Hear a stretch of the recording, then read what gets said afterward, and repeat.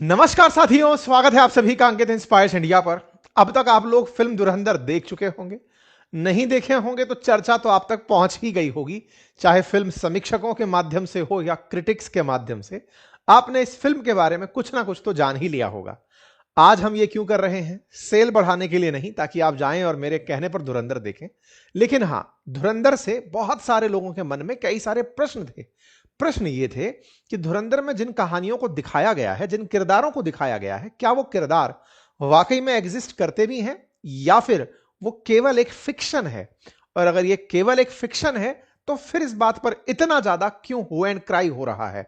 क्यों फिल्म के अंदर वर्तमान और इतिहास से जुड़े हुए कुछ ऐसे व्यक्तियों को एज इट इज बनाने का प्रयास किया गया है जैसे वो जीवंत हैं? और इस तरह की घटनाओं को क्यों उठाया गया है जो भारत के इतिहास से जुड़ी हैं? ऐसे में भारत में धुरंधर को लेकर के खूब जबरदस्त चर्चाएं और डिबेट छिड़ी। आज हम अपने सेशन में इसका जिक्र क्यों कर रहे हैं? क्योंकि हाल ही में इंफॉर्मेशन ब्रॉडकास्टिंग की तरफ से धुरंधर फिल्म के अंदर कुछ कट लगाने का कहा गया और उस कट के पीछे जिम्मेदार था पाकिस्तान। ऐसा इस फिल्म में क्या दिखा दिया गया जिससे कि पाकिस्तान का एक क्षेत्र इस पर खफा हुआ और इसमें कट लगने की बात निकल कर आई? हालांकि अपडेट भी पहले ही दे देता हूं, आईबी ने बाद में इससे सफाई दी और कहा हमने ऐसा कुछ नहीं कहा है। फिल्म समीक्षकों ने अपने आप से ही फिल्म में कट लगा दिया है। 1 जनवरी 2026 से जो थिएटर्स में दिखाई जा रही फिल्म है उसमें कुछ स्थान पर बीप है और कुछ जगह से उस फिल्म को काट दिया गया है। क्या है इसका पाकिस्तान कनेक्शन, वो तो आज हम जानेंगे ही।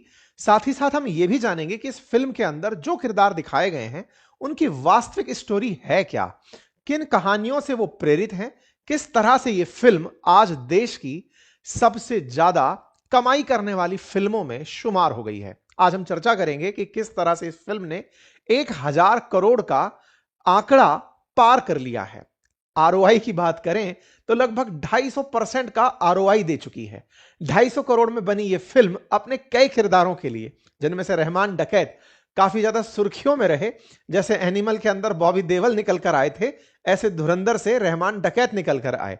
दुर्भाग्य है कि धुरंधर 2 के अंदर ये शायद दिखाई ना दें, क्योंकि इन्हें फिल्म के अंदर निपटा दिया गया। खैर, फिलहाल के लिए फिल्म के आंकड़े अपने आप में एक खबर बन जाते हैं।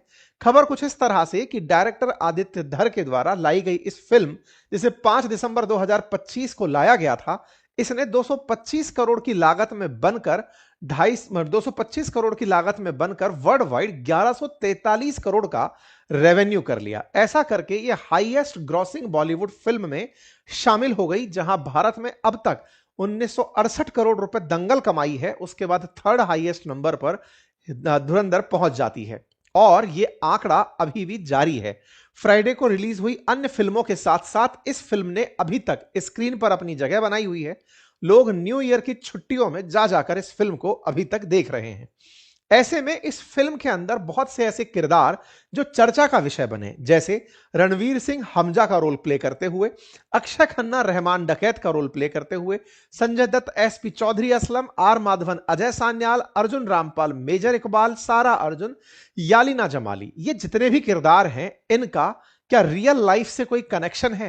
क्योंकि फिल्म में जिस तरह से इन किरदारों को दिखाया गया है वो किरदार आज भी वैसे ही दिखते हुए लगते हैं। क्योंकि फिल्म के अंदर जिस तरह से आर माधवन ने रोल प्ले किया है वो बहुत हद तक एनएसए डोभाल साहब के चेहरे से मैच खाता हुआ दिखता है। जिस तरह से उनका किरदार रोल प्ले कर रहा है, ऐसे ही फिल्म के अंदर रियल लाइफ में जितना आप डोभाल साहब के बारे में सुनते हैं, कुछ वैसा ही उस फिल्म के अंदर किरदार प्ले करने का अभिनय किया गया है। ऐसे में फिल्म की कहानी, फिल्म से जुड़े हुए तथ्य आप और हमारे बीच में चर्चा का विषय बन जाते हैं। लेकिन यहां से आगे जो अब मैं आपसे डिस्कस करने जा रहा हूं वो किसी फिल्म रिव्यू के तरह से होगा, क्योंकि फिल्म रिव्यू में अक्सर फिल्म के अंदर जुड़ी हुई घटनाओं का जिक्र किया जाता है। जैसे मैंने आपसे बहुत बार कहा है कि मुझे फिल्म देखने का बहुत शौक रहता है। मैं उन शुरुआती लोगों में से हूं जिसने इस फिल्म को आते ही देख लिया था, और इस पर फिर हमने अपने एक पॉडकास्ट में, जब मैं रणबीर के साथ पॉडकास्ट में था, वहां पर भी इसका जिक्र किया। फिल्म के बारे में, फिल्म कैसी भी हो उनके ऊपर प्रतिक्रिया देना ना देना वो मेरा निजी मत हो सकता है, लेकिन चूंकि ये फिल्म देश में खूब चर्चित रह ली और अब इससे सुर्खियां जुड़ चुकी हैं तो हम इसे खबरों में ले आए। लेकिन जब खबरों में लेकर आए तो हमारी टीम ने हमसे ये डिस्कशन में निकल कर आया कि क्यों ना हम इसके ऊपर पूरा किरदार परिचय करके एक फिल्म का रिव्यू भी निकाल दें, या फिर फिल्म पर जो किरदार हैं उनका डिटेलिंग दे दें। तो चलिए वो भी कर ही देते हैं। सबसे पहली जानकारी जहां से ये फिल्म शुरू होती दिखती है, वो कहानी असल में 1999 में IC-814 विमान अपहरण से जुड़ी है। मैं फिल्म के स्पॉइलर नहीं दूंगा ताकि आपके अंदर जाकर फिल्म देखने की इच्छा शक्ति खत्म ना हो, ऐसा मैं नहीं करूंगा। लेकिन हां, एक विमान अपहरण से इस कहानी को शुरू दिखाया गया है, और विमान अपहरण में जो अपहरण करता है उनका फिर भारत के संसद हमलों में, और फिर संसद हमलों के बाद भारत में 26/11 के जो आतंकी हमले हैं, इनके बारे में एक डिटेल पैकेजिंग की गई है। चूंकि 1999 के विमान अपहरण से शुरू होकर 26/11 तक यह घटना जाती है, तो यह लगभग देश के अंदर 10 साल के जो मामले हैं उनको समेटते हुए ब्रॉडली बनाई गई है। मतलब ये 1999 के कराची से लेकर के जो 26/11 भारत में हुआ, उसके 20 साल तक के टेन्योर को लगभग पकड़कर चले, तो उन घटनाओं को इसमें समेटने का प्रयास किया गया है। कहानी की शुरुआत के अंदर खुफिया एजेंसी के प्रमुख अजय सान्याल दिखाए गए हैं, जो कि डोभाल साहब की तरह हैं, और उनका प्रयास है पाकिस्तान के अंदर अंडरवर्ल्ड नेटवर्क को खत्म करना। इसमें कुछ लोकल लेवल राइवलरी दिखाई गई है। फिल्म के अंदर कराची का ल्यारी काफी ज्यादा सुर्खी में रहा है। रहमान डकैत का जो गाना है उसे आपने बहुत से शॉट्स में बजते हुए सुन लिया होगा। अब ये कौन था रहमान डकैत, क्या थी इसकी कहानी, इस पर भी अब थोड़ी चर्चा कर ही लेते हैं। इसको समझें उससे पहले मैं आपको थोड़ा कराची का इतिहास बताना चाहूंगा, ताकि आप इसे रिलेट कर पाएं कि कहानी असल मायने में शुरू कहां से होकर आती है। इसको समझें उससे पहले ना एक बार पाकिस्तान का मैप भी देख लीजिए, क्योंकि यहीं पे ही सारा खेल जुड़ा हुआ है। देखिए, पाकिस्तान से भारत का जो कनेक्शन आपको यहां पर विजिबल है, यह भारत का मैप आपको दिखाई दे रहा है। भारत में यह बॉर्डर एरिया गुजरात का है। गुजरात से जुड़ा हुआ पाकिस्तान का एक स्टेट है जिसका नाम है सिंध। सिंध में रहने वाले लोग सिंधी कहलाते हैं, और उन सिंधियों की कैपिटल है कराची।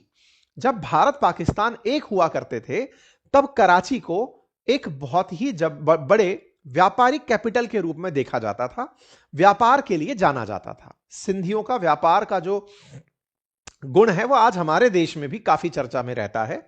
ऐसे में ही सिंध के लोग, सिंधी, कराची को भारत के मुंबई की तरह रखना पसंद करते हैं। जैसे आज भारत में मुंबई के बारे में फाइनेंशियल कैपिटल कहा जाता है, ऐसे ही पाकिस्तान की फाइनेंशियल कैपिटल कराची के नाम से जानी जाती है। ठीक है, कराची से ही जुड़ा हुआ या सिंध से ही जुड़ा हुआ एक जगह है जिसका नाम है बलोचिस्तान। पाकिस्तान का सबसे बड़ा राज्य क्षेत्रफल के आधार पर, लेकिन क्षेत्रफल के अनुसार जो सबसे बड़ा राज्य है, विकास के मामले में उतना ही पिछड़ा राज्य है। बलोचिस्तान के लोगों को बलोच कहा जाता है। जैसे सिंध के लोगों को सिंधी कहा गया, ऐसे बलोचिस्तान के लोगों को बलोच कहा जाता है। इस फिल्म के अंदर बलोच शब्द का कई जगह उपयोग किया गया है। चूंकि बॉर्डर पर अगर ध्यान से देखें तो कराची का बलोचिस्तान से बॉर्डर दिखता आपको, मतलब बिल्कुल नजदीक ही आपको लगता हुआ दिखाई दे रहा है। ऐसे ही बलोचिस्तान एक तरफ कनेक्ट होता है ईरान से, एक तरफ कनेक्ट होता है अफगानिस्तान से। अफगानिस्तान में लंबे समय से तालिबान बैठा है, और ईरान में भारत लगातार चाबहार पोर्ट के इर्द गिर्द अपनी गतिविधियां कर रहा है। यह चाबहार पोर्ट भी आपको इसलिए जान लेना चाहिए क्योंकि जो कुलभूषण जाधव, भारत के नेवी के पूर्व अधिकारी, जो पाकिस्तान की जेल में बंद हैं, जिन्हें पाकिस्तान ने रॉ एजेंट बता करके गिरफ्तार किया हुआ है, उन्हें इसी पोर्ट से ही पकड़ा गया था, ऐसा भारत का कहना है।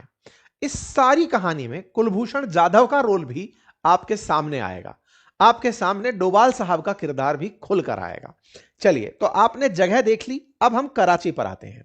साथियों, जब भारत का विभाजन हुआ, जैसा आप जानते हैं, बड़ी संख्या में लोग जो यहां रहने वाले हिंदू थे या फिर जो गुजराती थे, जो पाकिस्तान की तरफ रहते थे, वो लौट करके भारत की तरफ आए, और जो भारत में रहने वाले मुसलमान थे वो यहां से मुस्लिम देश बनते पाकिस्तान में गए। यहां से बड़ी संख्या में जनता इधर से उधर हुई थी। जो यहां से निकल करके लोग सिंध में गए, उन्हें मुहाजिर कहा गया। जो भारत के मुसलमान थे लेकिन वो पाकिस्तान में गए, वो यहां पर मुहाजिरों के नाम से जाने गए, और जो लोकल यहां के सिंधी थे वो मुहाजिरों को पसंद नहीं करते थे। एक और वाकया हुआ। जैसा आप जानते हैं कि पाकिस्तान से ही पूर्वी पाकिस्तान यानी बांग्लादेश कनेक्टेड था। बांग्लादेश के अंदर बड़ी मात्रा के अंदर बंगाली मुस्लिम रहते थे। जब पाकिस्तान बना तो काफी सारे बंगाली मुस्लिम भी चल करके इस सिंध में रहने चले आए। व्यापारिक जगह थी, बिल्कुल ऐसे समझिए जैसे आज हमारे देश से बड़ी संख्या में लोग काम करने मुंबई आते हैं, ऐसे ही जब पाकिस्तान बना तो आज के बांग्लादेश यानी उस समय के पूर्वी पाकिस्तान से लोग निकल करके कराची चले आए, कराची एज एन मुंबई चले आए। ठीक है, ऐसे में कराची में कई तरह के लोग रहना शुरू हुए। कई तरह के लोग रहना शुरू हुए से क्या मतलब है, यहां पर तरह तरह की एरिया से आए हुए सिंध से लोग, मुहाजिर लोग, बंगाली लोग, यहां पर आकर कश्मीरी लोग, अरबी लोग, बोहरा लोग, यहां पर तरह तरह के लोग आकर रहना शुरू हुए और एक मिक्स समुदाय के रूप में कराची डेवलप होना शुरू हुआ। अब यह जानकारी मैंने आपको क्यों दी, क्योंकि इसमें इस किरदार का परिचय कराना है। किरदार कौन है? फिल्म में जिसे रहमान डकैत के नाम से बताया गया है, जिसे ल्यारी से कनेक्ट किया गया है, यह ल्यारी क्या है? असल मायने में कराची में एक जगह ल्यारी है जिसे गैंग वॉर्स के लिए जाना जाता था। अब यह गैंग वॉर्स किस बात की थी? असल मायने में जो लोकल सिंध के सिंधी थे, वो सिंधी बाहर से आए हुए मुहाजिरों से एक तरह की नफरत करते थे, या फिर समझिए कि एक तरह से अपने आप को अलग रखते थे। तो जो बलूचिस्तान के बलोच और सिंधी थे, उन्होंने तो अपने लिए एक पार्टी का प्रोटेक्शन ले लिया जिसका नाम पाकिस्तान पीपल्स पार्टी था, और जो बाहर से आकर के पाकिस्तान में मुसलमान आए थे, उन्होंने अपने लिए मुहाजिरों के लिए एक पार्टी बना ली जिसका नाम था मुत्तहिदा कौमी मूवमेंट, जिसे एमक्यूएम कहा गया। तो कराची में चूंकि बहुत सारे लोग अलग अलग जगह से आए थे, ऐसे समझिए जैसे अमेरिका में माइग्रेंट्स और अमेरिकन लोकल्स, उनके बीच में अब एक प्रकार की टसल है, ऐसे ही कराची के अंदर कराची के लोकल्स में सिंध और पड़ोसी बलोच, ये तो लोकल हुए, और जो बाहर से आए हुए लोग थे जो आए थे पाकिस्तान में पाकिस्तान का ही बनने के लिए, उन्हें लेकिन वहां पर अलग दोयम दर्जे का ट्रीटमेंट मिला। उन्होंने अपनी पार्टी एमक्यूएम बना ली। इन लोगों के बीच में हमेशा एक राइवलरी बनती चली गई कि कौन यहां का अपना ओरिजिनल है। बस यहीं से ही गैंग वॉर्स की शुरुआत होती है। मतलब 1947 के अंदर बना हुआ पाकिस्तान, पर्टिकुलर कराची के अंदर गैंग वॉर्स का एक बड़ा गढ़ बन चुका था, और उसी गढ़ में एक गैंगस्टर निकला जिसका नाम रहमान डकैत था। मतलब ये जिस रहमान डकैत की बात की जा रही है, ये ओरिजिनली कुछ ऐसा दिखता था। किरदार में जिस व्यक्ति का जिक्र है, असल मायने में वो ल्यारी के अंदर एक ड्रग डीलर हुआ करता था जिसका नाम था दादल डकैत। उस दादल डकैत का बेटा था। इसका जन्म 1980 में हुआ था। नाम इसका रहमान बलोच था। बलोच क्यों? क्योंकि बलोचिस्तान से बिलोंग करता था। बलोचिस्तान से बिलोंग करके ल्यारी में, कराची के अंदर, एक समझिए जैसे मुंबई के अंदर अंधेरी, ऐसे कराची के अंदर ल्यारी एक जगह के रूप में पहचान लीजिए। ये वहां पर अपना व्यापार करता था, और व्यापार तो क्या, ड्रग सप्लाई करना, अवैध काम करना, अपने राइवल्स को मरवाना, ये इसका गैंगस्टरबाजी का काम था जो यहां पर किया करता था। यहां पर जब यह अपना काम फैला रहा था, इसी बीच में इसके पिता की हत्या हो जाती है। पिता की हत्या होती है तो ये राइवल गैंग के जो गैंगस्टर्स हैं, जिसमें हाजी लालू का नाम सामने आया, ये उसकी टीम को ज्वाइन कर लेता है। लेकिन हाजी लालू का जो बेटा है अरशद पप्पू, वो इसके साथ दुश्मनी कर लेता है। इन दोनों के बीच में राइवलरी रहती है। इसने 13 साल की उम्र में ही पहला मर्डर कर दिया होता है। 15 साल की उम्र में अपनी मां को इसलिए मार दिया क्योंकि ये दूसरे गैंग के किसी पुरुष के साथ संपर्क में थी। इस तरह का आरोप लगाकर रहमान डकैत ने अपनी मां को मार दिया। तो रहमान डकैत कराची के अंदर एक गैंगस्टर के नाम पर बड़ा स्थापित डकैत के नाम से निकल कर आया। रहमान डकैत कराची में जिस तरह से प्रसिद्ध हो रहा था, कराची चूंकि व्यापारिक कैपिटल थी, अब इसे फिर से आप रिलेट कर सकते हैं मुंबई के अंदर जिस तरह से गैंगस्टर्स हुआ करते थे। Once upon a time in Mumbai के अंदर जिस तरह अजय देवगन को दिखाया है, हाजी मस्तान की तरह दिखाया है, बिल्कुल वैसे ही यहां पर भी रहमान डकैत अपने आप को लोगों के बीच में लोकप्रिय कर रहा था। राजनीति में आने का मन था, पीपीपी जो पार्टी थी उसके साथ समर्थन था, ल्यारी में एकजुट होकर बलोच के जो वोट थे, ल्यारी के जो वोट थे, वो पीपीपी पार्टी को दिलवाता था। ये सब काम इसके द्वारा चल रहे थे। लेकिन फिर वही खुद की मंशा बढ़ने लगी, पॉलिटिकल एम्बिशन इस व्यक्ति के जगने शुरू होते हैं। ये फिल्म में नहीं, रियल लाइफ में भी ऐसा ही हो रहा होता है। ये अपने द्वारा खुद की ही एक पार्टी का अनाउंसमेंट कर देता है, और उस अनाउंसमेंट के बाद से पीपीपी को लगने लगता है कि ये उसके लिए एक बड़ी चुनौती बन जाएगा, और जब इसने खुद की पॉलिटिकल पार्टी को शुरू करने का प्रयास किया तो फिर सरकार की तरफ से ही इसे दिक्कतें आना शुरू हो गई और इसे एक मोस्ट वांटेड क्रिमिनल घोषित कर दिया गया। मतलब कुल मिलाकर अर्थ यह था कि लियारी के अंदर रहमान डकैत अपने पॉलिटिकल एम्बिशंस के चलते, अपनी बनी पार्टी के चलते ऑलरेडी जिस पार्टी को सपोर्ट करता था उस पार्टी के खिलाफ हो जाता है और इसी के चलते सरकार में बैठी पीपीपी इसको मरवाने का ऑर्डर जारी कर देती है। और जो ऑर्डर है वो दिया जाता है एसपी चौधरी को। एसपी चौधरी जिसका किरदार संजय दत्त ने निभाया है। संजय दत्त 2003 में भी पहले इसे गिरफ्तार कर चुके थे।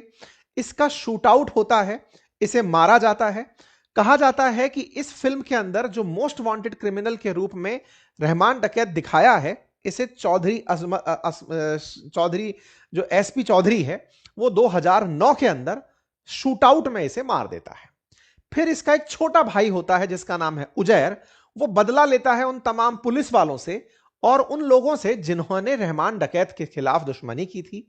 उजैर इसके काम को लंबे समय तक संभालता रहा है। मतलब इस फिल्म के अंदर रहमान डकैत का रोल प्ले कर रहे हैं अक्षय खन्ना और उजैर का रोल प्ले कर रहे हैं दानिश पंडोर। यहां पर जो फिल्म है वो कराची के अंदर उन दिनों चल रही गैंगस्टरबाजी को दर्शाने का भरपूर प्रयास है। आगे बढ़ते हैं। इस फिल्म के अंदर जिस किरदार ने सबसे ज्यादा सुर्खियां बटोरी हैं उनमें दूसरा सबसे बड़ा किरदार संजय दत्त का। संजय दत्त का किरदार एक एसपी का किरदार है जिसका नाम है असलम, चौधरी असलम। ये वो व्यक्ति है जिसे कराची में गैंगस्टर्स को खत्म करने के लिए या फिर इसे एनकाउंटर स्पेशलिस्ट के रूप में जाना जाता था। किरदार जिस तरह से फिल्म में दिखाया गया है, रियल में भी कराची में इस तरह का एक एसपी हुआ जो सफेद कुर्ता पाजामा पहनकर रहता था, हाथ में बंदूक और दूसरे हाथ में सिगरेट लेकर आमतौर पर देखा जाता था। इस व्यक्ति के बारे में जो पाकिस्तान में प्रसिद्ध है वो ये कि इसी ने ही कराची से रहमान डकैत और उसके बाद उजैर के नेटवर्क को खत्म किया था। यह वो व्यक्ति था जिसे सरकार का समर्थन था, लेकिन इस सरकार के समर्थन के बावजूद गैंगस्टर से राइवलरी के चलते इसे बहुत बार मारने का प्रयास हुआ। एक बार मारने के प्रयास में इसके घर पर ही एक आत्मघाती बम लेकर ट्रक घुस चुका था, हालांकि यह बच निकला। फाइनली मारा यह फिर भी एक आत्मघाती हमले में ही था। 2014 में एक तालिबानी ने, तालिबान पाकिस्तान वाला तालिबान, उसने आत्मघाती रूप से इसकी गाड़ी पर हमला किया, खुद को बम से उड़ाया और इसे भी उड़ा दिया। कुल मिलाकर के यह मारा गया। कहा गया कि उजैर के चाहने वालों ने इसे मारा था। तो इस फिल्म के अंदर हालांकि इस सीन को नहीं दिखाया है, मैंने आपको आगे तक की कहानी बताई है कि इसके साथ क्या हुआ, या फिर कहिए धुरंधर पार्ट 2 में हो सकता है आपके सामने ये सारी चीजें निकल करके आए। 2012 के अंदर सुसाइड बॉम्ब जब हुआ था तब तो इसका कुछ हुआ नहीं, लेकिन 2014 के अंदर इसका एक धमाके के अंदर आत्मघाती हमले में उड़ा दिया गया। फिल्म के अंदर फिर एक और किरदार जिसने सुर्खियां बटोरी वो था अर्जुन रामपाल का किरदार। अर्जुन रामपाल जिस किरदार को प्ले कर रहे थे वो था मेजर इकबाल का किरदार। मेजर इकबाल जो हैं उन्हें इलियास कश्मीरी से प्रेरित बताया गया है। अब ये इलियास कश्मीरी एक आतंकी था, आईएसआई का एजेंट बनकर काम कर रहा था। भारत के अंदर हो रहे आतंकी हमलों को, ये जो 26/11 के जो हमले थे, उन्हें पाकिस्तान से ऑपरेट करने वाला, सरकार से कनेक्ट करने वाला ये इलियास कश्मीरी ही था जिसे यहां पर अर्जुन रामपाल ने प्ले किया है। कहा गया मेजर इकबाल जो रोल प्ले कर रहा है और इलियास कश्मीरी, ये दोनों फिल्म के अंदर एक क्रूर और खूंखार मतलब आतंकी और आईएसआई के एजेंट के रूप में दिखाए गए हैं। यह हरकत उल जिहाद अल इस्लामी आतंकी संगठन से जुड़ा रहा है। किरदार में एक और किरदार जिसे देखते ही लोग बिल्कुल समझ गए कि आर माधवन केवल अजीत डोभाल जी का ही किरदार प्ले कर रहे हैं। तस्वीरों को अगर आप उठाकर देखें तो यहां पर डोभाल साहब के किरदार को एज इट इज कॉपी किए हुए आर माधवन दिख रहे हैं। इनका जो रोल है वो इस फिल्म की शुरुआत से लेकर अंत तक प्रासंगिक बना रहता है।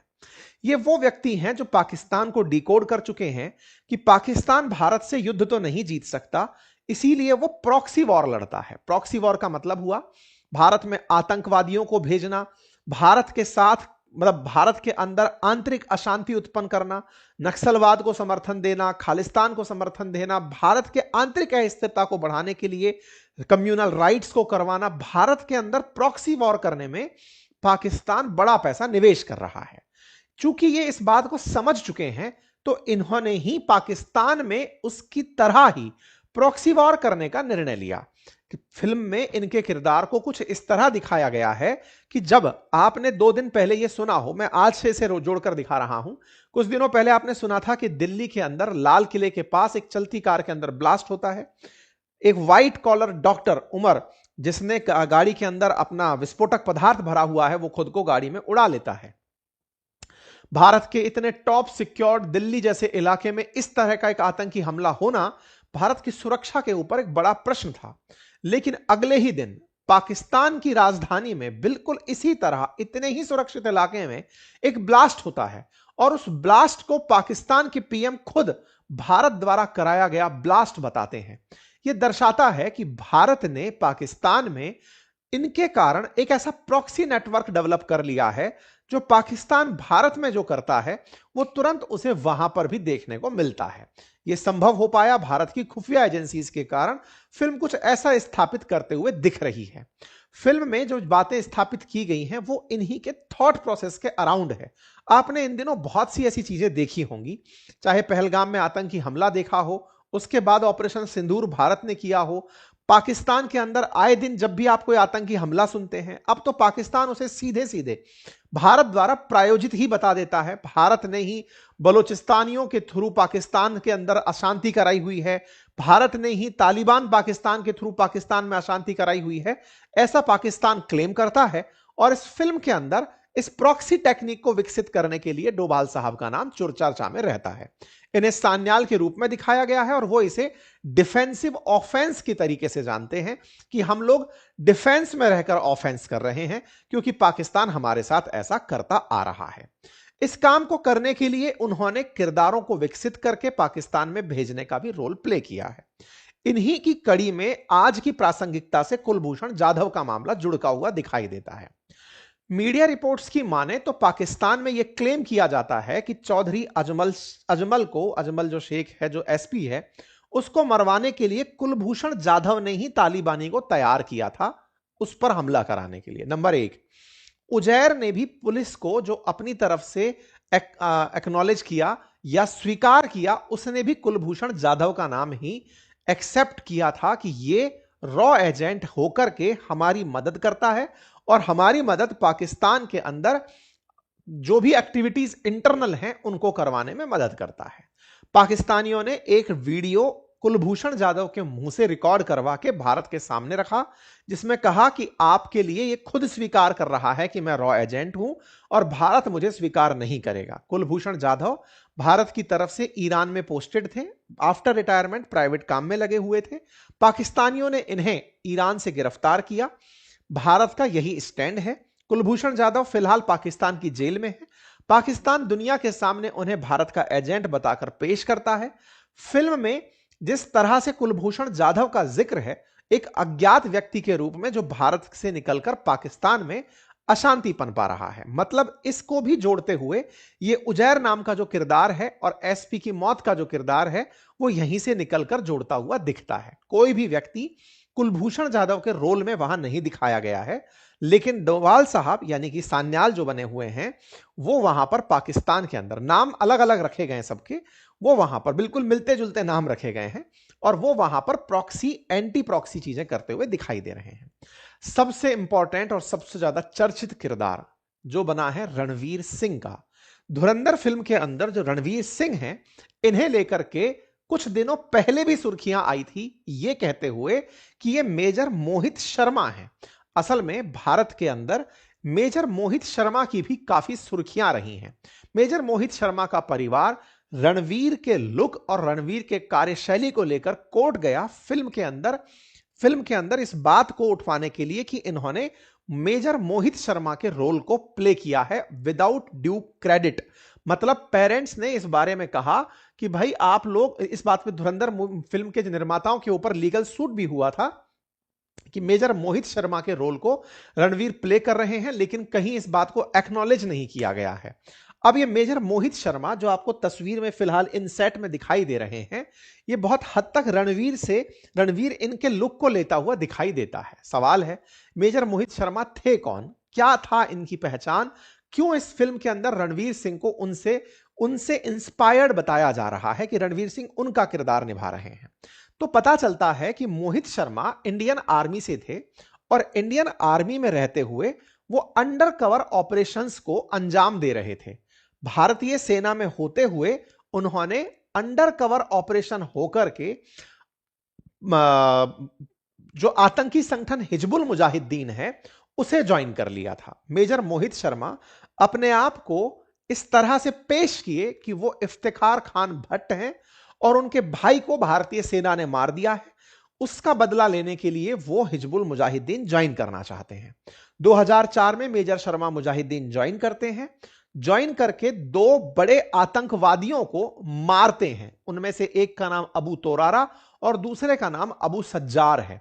उन्हें गोली मारकर और उनके हथियार लेकर वापस मोहित आर्मी कैंप लौट आते हैं। इनके इस अंडर कवर ऑपरेशन के चलते इन्हें इस फिल्म में रणवीर जो किरदार निभा रहे हैं उससे रिलेटेड बताया गया। लेकिन यहां पर जानने वाली बात यह है कि मेजर मोहित शर्मा का जो ऑपरेशन ग्राउंड था वो कश्मीर ही था, लेकिन रणवीर जो किरदार प्ले कर रहे हैं वो किरदार कराची के अंदर है, लियारी के अंदर है, सिंध के अंदर है। फिल्म निर्माताओं ने कहा कि यह एक संयोग हो सकता है, लेकिन किरदारों का पृष्ठभूमि अलग है। मेजर मोहित शर्मा के किरदार को रणवीर प्ले नहीं कर रहे हैं, ऐसा कहते हुए फिल्म के अंदर इस बात का स्पष्टीकरण भी दिया गया है। ठीक है साहब, ये कुछ इंपॉर्टेंट बातें थी। सवाल था फिर रणवीर किसका किरदार प्ले कर रहे थे? रणवीर डोवाल साहब द्वारा प्लांटेड उस प्रॉक्सी वॉर के लीडर का रोल प्ले कर रहे हैं जो पाकिस्तान में जाकर के भारत के लक्ष्यों की पूर्ति कर रहा है। इसके लिए उन्होंने हमजा नाम के एक व्यक्ति को यहां पर इंट्रोड्यूस किया है, जिसका इतिहास है कि वो जेल में भारत के अंदर बंद था। उसे एंटी पाकिस्तान, क्योंकि उसके अंदर जो भी पाकिस्तान के खिलाफ नफरत थी, उसे इग्नाइट किया जाता है। चूंकि वो भारत में भी अपराधी होता है, अपराधी को भारत के लिए ही यूज करने के लिए पाकिस्तान में भेजा जाता है, जिसका कोई रिकॉर्ड नहीं होता और वो पाकिस्तान जाकर भारत के हितों को ही पूरा कर रहा होता है। फिल्म के अंदर ये वाली लाइन दिखाने का प्रयास किया गया है। ठीक है साहब, अब आती है बात कि यह फिल्म गल्फ कंट्रीज में क्यों नहीं चलाई गई।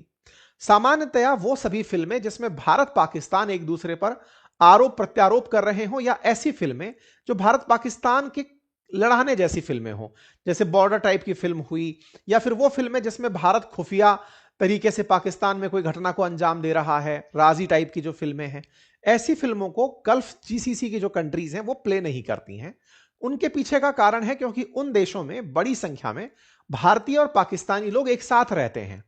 ऐसे में कहीं ये फिल्म उनके देश में अशांति ना फैला दें, इसलिए वो इन फिल्मों को यहां पर नहीं प्ले करते दिखते। लेकिन इसका एक और कारण भी बताया गया, और वो ये था कि इस फिल्म में एक रोल दिखाया गया है जिसमें पाकिस्तान का एक बड़ा व्यापारी अवैध तरीके से नोट प्रिंट करके भारत में नोट भिजवाता है।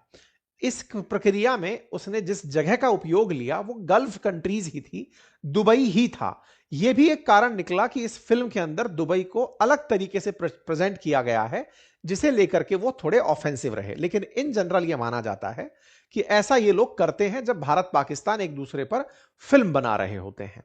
इसकी वजह से फिल्म निर्माताओं को 90 करोड़ का नुकसान हुआ। अगर यह फिल्म वहां खुली होती तो इनको और ज्यादा रेवेन्यू प्राप्त होता। ठीक है साहब, धुरंधर को 90 करोड़ का लॉस होने का बात निकल कर आई। अब सवाल आता है उस विषय का जिसके लिए शुरुआत की गई थी, इस फिल्म के अंदर लगने वाले कट्स को लेकर के। असल मायने में आप यहां पर जितना भी शुरुआत में सुने, रहमान डकैत वो असल में एक बलोच था। यहां पर रणवीर भी जो किरदार निभा रहे हैं वो भी एक बलोच का किरदार निभा रहे हैं। यहां पर बलोचिस्तान को इस पूरी फिल्म के अंदर खलनायकों द्वारा प्ले किया गया है। बलोचिस्तान भारत हितैषी पाकिस्तानी राज्य है। बलोचिस्तान के लोग भारत के समर्थन से पाकिस्तान में आजादी चाहते हैं। बलोचिस्तान का यह वाला पूरा क्षेत्र बलोच लिबरेशन आर्मी चलाता है, और बलोच लिबरेशन आर्मी पाकिस्तानियों को और पाकिस्तानी सेना को ढूंढ ढूंढ कर मारता है। Baloch liberation army pro India है, और वो भारत से अपनी आजादी के लिए कि इस पूरे क्षेत्र को आप आजाद करवाइए वो मांग करता है। बलोच ही वो लोग हैं जो पाकिस्तान के अंदर ग्वादर पोर्ट के पास बनी हुई जो सीपैक है, चाइना पाकिस्तान इकोनॉमिक कॉरिडोर है, उसको नुकसान पहुंचाते हैं। बलोच ही वो लोग हैं जो पाकिस्तान के अंदर जितने भी फॉरेन इन्वेस्टमेंट आते हैं या चीनी आते हैं उनके खिलाफ खड़े होते हैं, क्योंकि बलूचिस्तान के अंदर बड़ी मात्रा के अंदर माइंस हैं, मिनरल्स हैं, लेकिन उसकी एवज में यहां पर विकास नहीं है। यही बलोच लोगों का पाकिस्तानियों से सबसे बड़ा संघर्ष है। इस फिल्म में चूंकि बलोच को इस तरह दिखाया गया है कि वो अपराधी हैं, 26/11 के हमले में बलोच लोगों का ही योगदान रहा है। इस फिल्म में जिस तरह से दिखाया गया है, जब वो चौधरी एसपी बोलता है कि मगरमच्छ पर यकीन कर लो लेकिन बलोच पर नहीं, बोले ये बलोच लोगों को नीचा दिखाने जैसा है। इस बात से बलोच लोग परेशान हैं, आहत हैं। बड़ी संख्या में बलोच पर ऑलरेडी पाकिस्तानी सेना जुल्म करती है। बलोच भारत के समर्थन से चाहते हैं कि वो आजाद हों, लेकिन अगर उन्हें इस तरह से दिखाया जाएगा तो ये बलोच लोगों के आंदोलन को और भारतीय लोगों में बलोचों के प्रति जो सद्भावना है, सहानुभूति है, उसे कमजोर करेगा। इसलिए बलोचों की तरफ से ये डिमांड थी। ये फिल्म का एक दृश्य है, मैं नहीं प्ले करूंगा, जिसमें दिखाया गया है कि 26/11 का जो आतंकी हमला है, उस आतंकी हमले को किस तरह से बलोच ने, यानी कि रहमान डकैत ने बलूचिस्तान से अवैध हथियार मंगाकर अंजाम दिया था। इस फिल्म को मैं यहां पर प्ले नहीं कर रहा हूं, अदरवाइज कॉपीराइट आ जाएगा। इस बात पर मीर यार बलोच, जो कि बलोच रिप्रेजेंटेटिव हैं, इनकी तरफ से एक ट्वीट आता है और वो इस बात पर अपनी तरफ से प्रतिक्रिया देते हैं कि यह तरीका सही नहीं है। बलोच इस तरह से नहीं है। बलोच कभी भी रिलीजियसली मोटिवेटेड होकर या फिर नेवर वो Islamic slogan Allahu Akbar type के स्लोगन चैंट नहीं करते हैं। और इस फिल्म में जिस तरह से उन्हें प्रेजेंट किया गया है भारत विरोधी, बलोच भारत विरोधी कोई एक्टिविटी नहीं करते हैं। इनकी तरफ से इस बात का जिक्र किया गया है और इस जिक्र में कहा गया है कि पैसे के लिए कोई व्यक्ति अगर कोई अपराध कर रहा है तो किसी एक कम्युनिटी पूरी को इसके लिए टारगेट करना, जिसके प्रति भारत में और भारत के प्रति उसमें बड़ी सद्भावना है, वो एक बुरा मैसेज देता है। मीर यार बलोच समेत और भी तमाम बलोच इन्फ्लुएंसर्स ने और रिप्रेजेंटेटिव्स ने, चूंकि बड़ी संख्या में भारत के गुजरात में भी बलोच रहते हैं, गुजरात के जामनगर में लगभग 50,000 के आसपास बलोचों का रहना कोट किया जाता है। ऐसे में बलोच लोगों के द्वारा अपने ऊपर हुई इन टिप्पणियों को इस फिल्म में देखकर प्रतिक्रिया दी गई और रिक्वेस्ट किया गया कि इसे हटाया जाए। इसके दो मायने हैं। भारत के अंदर इंफॉर्मेशन ब्रॉडकास्टिंग कंपनी, ब्रॉडकास्टिंग जो संस्था है, अगर वो फिल्म निर्माताओं से यह कहे कि बलोचों को गाली मत दो, उन्हें यहां पर डिलीट मारो, ऐसे में भारत का सीधा सीधा इंटरफेरेंस पता चल जाएगा। इसलिए आईबी के नाम से पहले यह जानकारी बाहर आई, बाद में आईबी ने इनकार किया कि नहीं, हमने ऐसा नहीं करवाया है। फिल्म निर्माताओं ने खुद से ही इस फिल्म के अंदर कट लगा दिया है। शुरुआत में आईबी ने ऑर्डर किया एडिट करने का, ऐसी रिपोर्ट निकल कर आई, बाद में इसका खंडन आया कि नहीं, 2 शब्दों में म्यूट और एक डायलॉग को बदलने की बात जो है वो हमने नहीं, फिल्म निर्माताओं ने खुद से ही कर ली। खैर, फिलहाल के लिए जो धुरंधर के अंदर फिल्म मेकर्स के द्वारा चेंजेस किए गए हैं वो स्वतः ही स्फुरित तरीके से किए गए हैं, यह बताया जा रहा है। इसके पीछे मंतव्य यह हो सकता है कि आईबी सरकारी तरीके से इस पर अगर काम करती है तो पाकिस्तान इसे उठाकर फिर दुनिया भर में दिखाता फिरेगा कि देखो, भारत सरकार खुद बलोच लोगों को इसलिए नीचा नहीं दिखाना चाहती क्योंकि ऐसा करने पर उनके राज पता चल जाएंगे कि भारत बलोचों को भड़काता है। खैर, जो भी है, फिलहाल के लिए 1 जनवरी से 3 जगह पर इस फिल्म के अंदर 2 जगह बीप और 1 जगह डायलॉग परिवर्तन कर दिया गया है। ऐसे में आने वाले समय में, यानी 1 जनवरी के बाद देखने वाले लोगों को बलोच लोगों पर हो सकता है टिप्पणी देखने को ना मिले। उम्मीद है कि हमने एक डिटेल विश्लेषण इस फिल्म के किरदारों का, घटनाओं का करने का प्रयास किया है। इसमें बहुत सी घटनाएं, जैसे 26/11 का आतंकी हमला इसके अंदर है, इसके अंदर कराची के अंदर जो इसके अंदर जो विमान हाईजैक है उसका डिटेलिंग है। कभी भविष्य में अगर रिक्वायर हुआ तो उस पर भी आपके सामने जिक्र लेकर आएंगे। खैर, फिलहाल धुरंधर का इतिहास अभी, मतलब धुरंधर का जो रिकॉर्ड है वो बनता चला जा रहा है और इसका पार्ट 2 मार्च में अपेक्षित है। जैसा भी होगा, फिलहाल के लिए इतना ही। जानकारी अगर आप लोगों को पसंद आई हो तो इसे अवश्य साथियों से साझा करिएगा। चैनल पर नए हैं तो सब्सक्राइब कर लीजिए। और हां, ईयर एंड सेल जो 1-2 दिन बढ़ाई गई थी, क्योंकि बहुत सारे साथियों ने कहा था कि वो न्यू ईयर पे कोर्सेज परचेज करना चाहते हैं, आज ये मध्य रात्रि समाप्त कर दी जाएगी। अगर आपने नए साल में कोर्सेज परचेज करना, बातें बाजार की और अपनी पाठशाला से करने का डिसीजन लिया है तो आप जाकर इसको एक्सेस कर सकते हैं। बहुत बहुत धन्यवाद।